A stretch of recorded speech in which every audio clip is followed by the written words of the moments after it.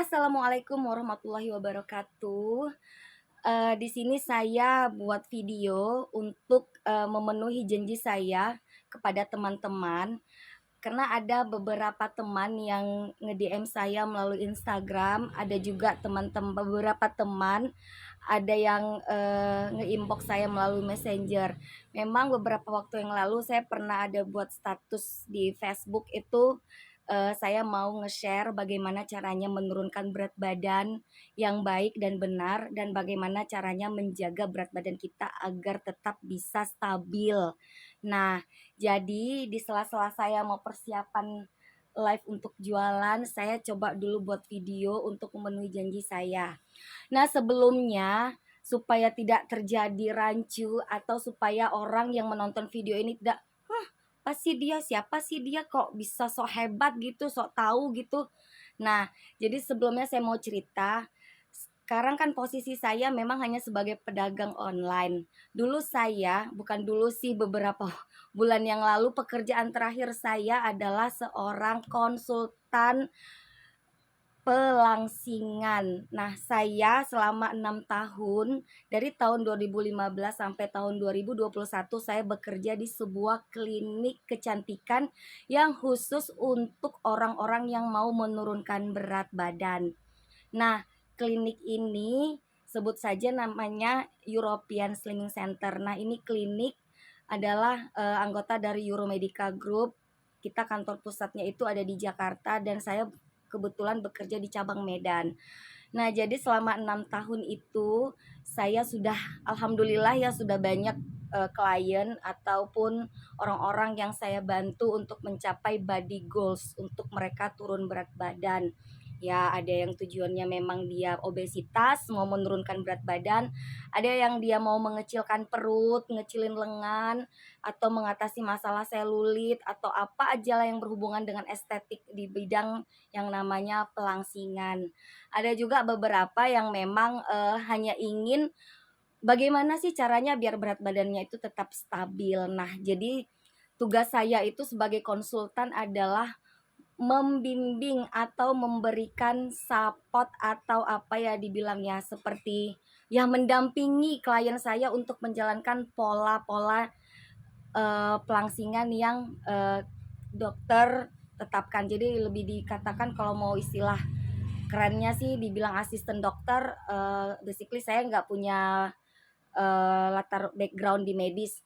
Tapi sejak bekerja di klinik ini, kita wajib mengetahui dasar-dasar ilmu kesehatan.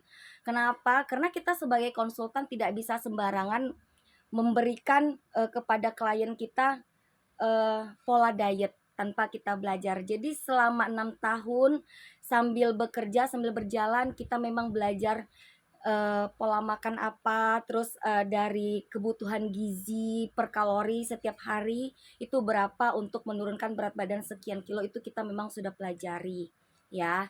Nah, jadi untuk tahap pertama saya mau kasih info dulu ke teman-teman, apa sih, kuncinya supaya kita gampang untuk menurunkan berat badan? Atau supaya kita bisa tetap stabil menjaga berat badan kita supaya tidak gampang naik? Nah, alhamdulillah saya sendiri sih menerapkan di kehidupan sehari-hari juga, walaupun kadang-kadang berat badan kayak saya kan kadang-kadang naik juga, mau sampai 2 kilo, naik 3 kilo. Nanti kalau udah naik 2, 1, 3 kilo saya ya, diet lagi, turunin lagi gitu.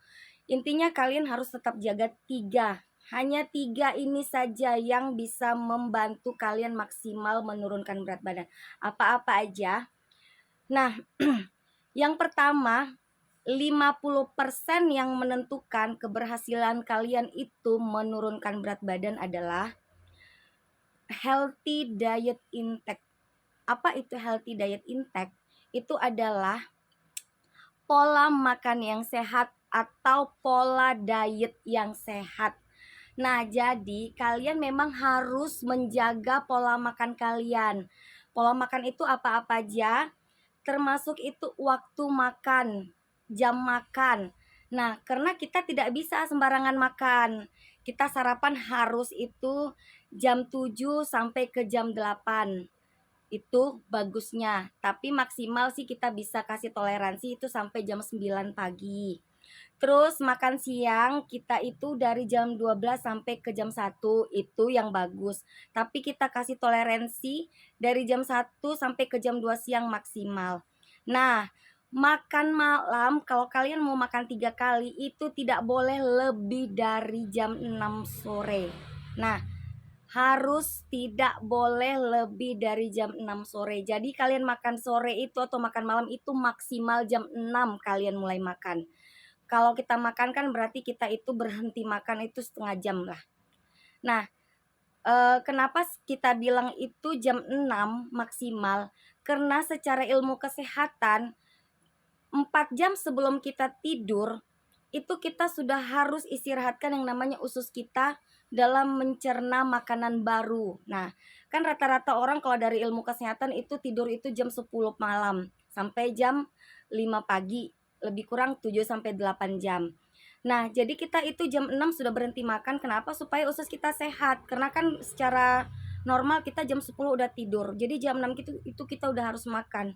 Jadi ada 3 jam jedanya dari jam 7 sampai ke jam 10 itu tidak ada boleh masuk makanan berat. Kalaupun misalnya kalian ada mau ngemil, boleh ngemil tapi cemilan yang kalian makan itu adalah buah gitu. Nggak boleh cemilannya yang berat.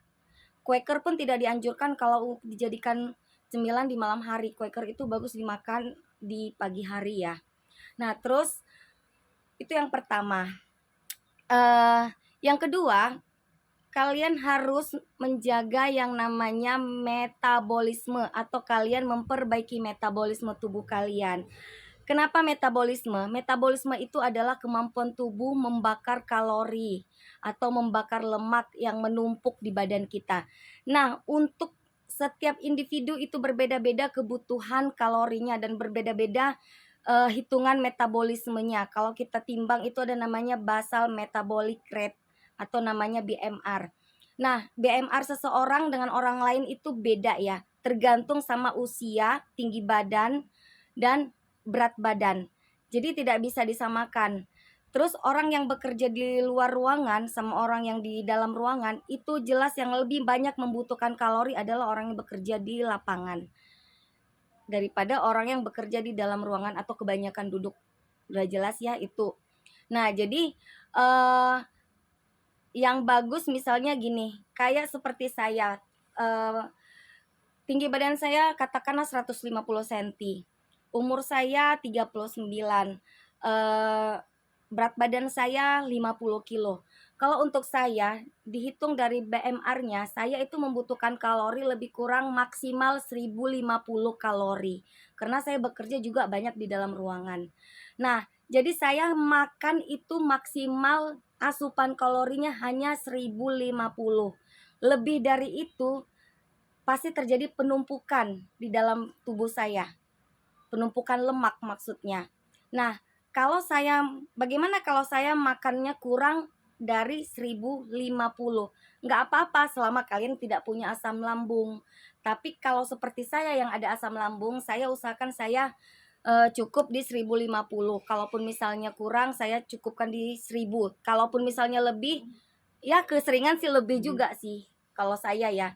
Tapi karena kita sudah punya pengalaman, jadi kalau misalnya terjadi lebih kalori ya saya sudah tahu apa yang bakalan saya lakukan kalau saya sudah lebih mengkonsumsi dari batas kalori yang harus saya konsumsi tiap hari. Nah, seperti itu ya. Dan yang ketiga, yang terakhir, 20%. Oh sorry, yang tadi yang healthy diet intake itu 50%, memperbaiki metabolisme tubuh itu 30%. Yang ketiga adalah slimming terapi 20%. Nah, jadi teman-teman, buat kalian yang mau menurunkan berat badan, meskipun kalian itu treatment di sebuah klinik pelangsingan, semahal apapun treatment kalian, secanggih apapun alat-alatnya, sehebat apapun, setinggi apapun dosis obat diet kalian, suplemen diet kalian, itu hanya 20% yang mempengaruhi keberhasilan kalian menurunkan berat badan. Nah, kenapa dia bisa 20%?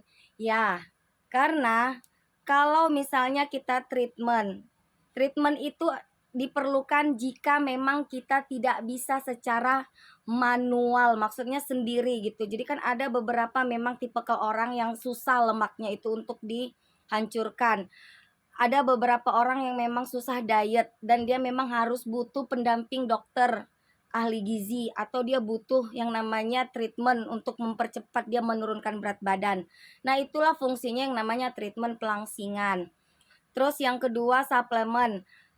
Ada beberapa orang yang tanpa suplemen dia bisa menurunkan berat badan hanya dengan menjaga pola makannya dan pola tidurnya, serta menjaga metabolisme tubuhnya tetap baik. Tapi ada juga orang yang memang metabolisme tubuhnya itu sangat rendah, jadi dia memang tidak bisa dengan diri dia sendiri, kemampuan dia sendiri, dia harus dibantu oleh yang namanya suplemen atau yang namanya treatment. Nah, itu baru tepat ya. Nah, jadi ingat ya, treatment, pelangsingan ataupun suplemen, semahal apapun suplemen kalian, sehebat apapun suplemen kalian, dan sehebat apapun dokter yang meracik suplemen diet untuk kalian, itu hanya 20% yang membantu kalian sukses menurunkan berat badan. Tanpa kalian punya komitmen, tanpa kalian menjaga pola tidur, menjaga pola makan dan pola hidup kalian supaya pola hidupnya sehat, itu tidak akan berhasil dengan maksimal. Nah, seperti itu ya teman-teman ya. Nah, jadi kenapa saya bilang kalau yang namanya suplemen semal apapun atau yang namanya treatment semal apapun itu tidak bisa membuat kalian itu benar-benar maksimal. Kalau treatment, setelah habis treatment, kalian nanti kalau sudah bisa kembali lagi, kalian bakalan treatment lagi. Apalagi yang namanya suplemen atau obat. Nah, itu sangat tidak dianjurkan sebenarnya sih. Kenapa? Karena yang namanya tubuh kita itu ada namanya rentan sama yang namanya jenis suplemen. Nah, jadi mentok di situ. Kalau kita berhenti konsumsi, berat badan kita bakalan akan tambah, bisa jadi lebih 2 kali lipat dari berat badan semula. Kebanyakan sih seperti itu.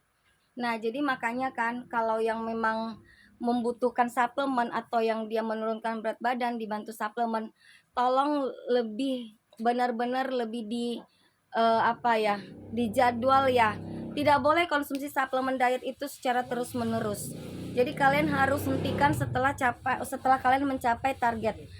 Kalian kalau mengkonsumsi suplemen diet atau obat diet, kalian harus targetkan dulu berat badan kalian itu 5 kilo dulu turun. Nah, misalnya berat badan kalian sekarang 60 kilo. Kalian targetkan dulu, kalian harus turun 5 kilo. Memang secara 5 kilo 60 berarti 55. Kalau kalian hitung dari BMI atau Body Mass Index, itu perbandingan antara tinggi dan berat badan, mungkin belum yang namanya stabil, atau mungkin belum yang namanya kalian mempunyai berat badan normal, atau belum mempunyai berat badan yang ideal. Nah, kalian gak bisa langsung targetkan kalian harus turun 10 kilo, jadi harus bertahap. Karena yang namanya suplemen, apalagi obat diet, itu ada dosis. Kalau kalian terlalu porsir dengan suplemen, takutnya nanti bisa mempengaruhi ke kinerja organ kalian, misalnya ke jantung, misalnya ke ginjal, terutama sih di ginjal ya. Nah, jadi kita memang harus targetkan dulu 5 kilo. Setelah kalian konsumsi suplemen atau pil diet atau apalah namanya itu, setelah kalian 5 kilo tercapai, hentikan konsumsinya dulu. Nah, kalian harus jaga dulu di 5 kilo. Kalian 5 kilo ini berhenti dulu. Kalian jaga dulu sekitar 3-6 bulan untuk stabil di 5 kilo dulu berat badan kalian. Setelah turun 5 kilo kalian harus jaga dulu, jangan sampai naik lagi. Nah, kasih dulu jeda badan kita, karena kan kita sudah konsumsi pil diet ini. Kalian harus kasih jeda dulu badan. Setelah kalian kasih jeda, setelah 3-6 bulan, kalau kalian mau turun lagi, baru kalian lanjut ya. Jadi begitu cara konsumsi pil diet atau suplemen yang bisa ngebantu berat badan, apalagi suplemen yang dia fungsinya membakar, yang namanya membakar lemak, yang namanya yang berbentuk pil sih biasanya itu memang lumayan keras. Kalau kalian misalnya harus dibantu yang namanya suplemen, saya lebih rekomendasikan kalian itu konsumsi yang namanya detox. Detox itu bisa dibuat alami.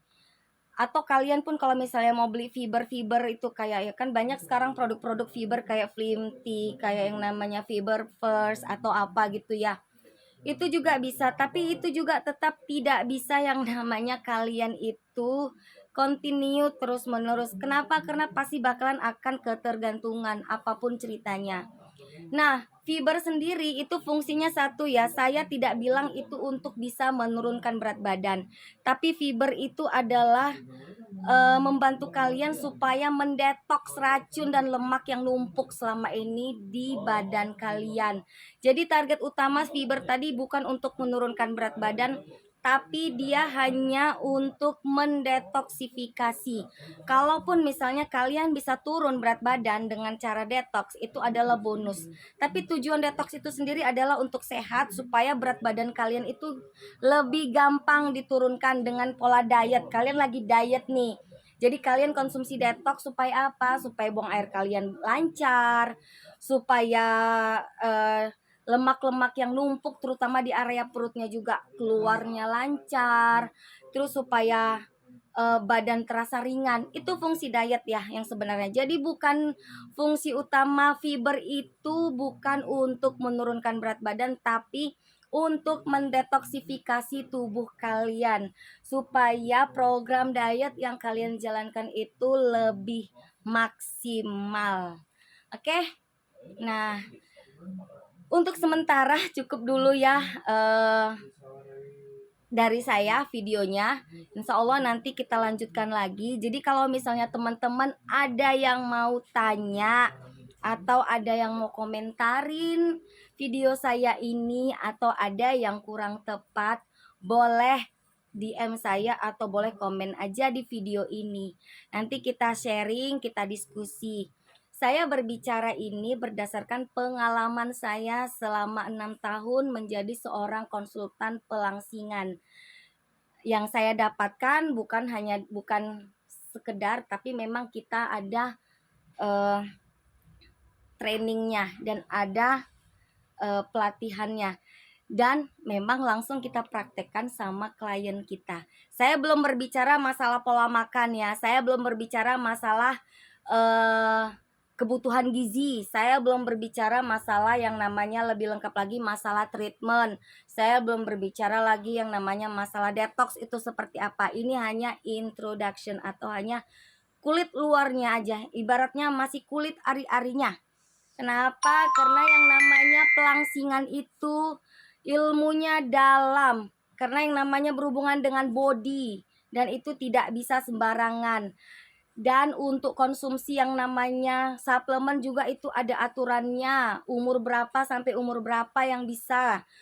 Treatment juga ada batasan umur, yang bisa dari umur berapa sampai umur berapa, penyakit apa yang tidak bisa untuk konsumsi ini, penyakit apa yang tidak bisa untuk treatment ini.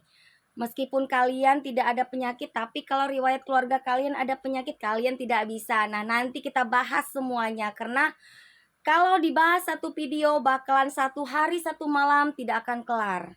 Ya, ilmu itu mahal, saudara. Jadi kalau misalnya ada yang mau kursus, enggak bercanda ya, bercanda. Saya membagikan ini, memberikan video ini, satu sih fungsinya supaya ilmu yang saya dapat selama ini tidak lupa ya, seperti itu. Jadi kan ilmu itu kalau bermanfaat kita share kepada teman-teman. Insya Allah kalau ada yang bermanfaat boleh diambil, kalau ada yang salah boleh dimaafkan. Mohon dikasih komentar, siapa tahu ada yang hilaf ya. Oke, terima kasih sudah menonton. Ini videonya saya usahakan tidak dipotong, jadi biar lengkap semuanya ya. Sampai ketemu lain kali, kalau saya rajin lagi buat video, saya buat video lagi. Kita sambung edukasinya ya. Oke, salam hangat dari saya. Assalamualaikum. Dadah.